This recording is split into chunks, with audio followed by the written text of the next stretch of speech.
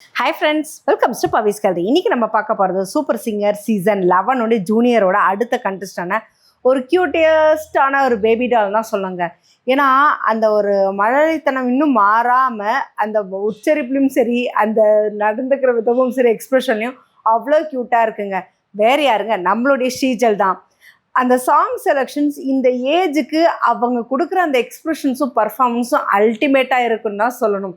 அப்படி என்ன song selection யோசிக்கிறீங்களா? நம்ம சிவகார்த்திகேயன் சார் நடித்த டாக்டர் படத்தில் இருந்து தாங்க அந்த ஒரு பாட்டே பாடினேன். செல்லம்மா செல்லம்மா செல்லம்மா அந்த சாங்கை தான் அவ்வளோ அழகாக செம க்யூட்டாக பாடினேன்.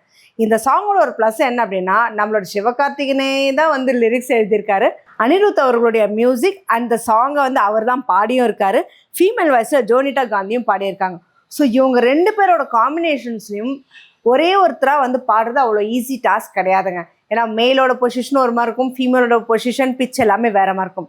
ஆனால் அது ரெண்டுத்தையுமே செம்ம க்யூட்டாக அழகாக வந்து ஸ்டேஜில் பர்ஃபார்ம் பண்ணியிருந்தாங்க.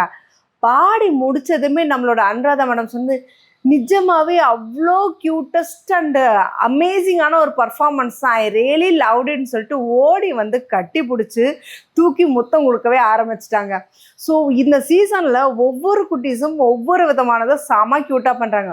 ஸோ ஸ்ரீஜல் அவங்களுக்கான ஒரு பர்ஃபார்மன்ஸை செம அழகாக பண்ணி அனுராதா மேம் டீமில் செலக்ட் ஆகியிருக்காங்க.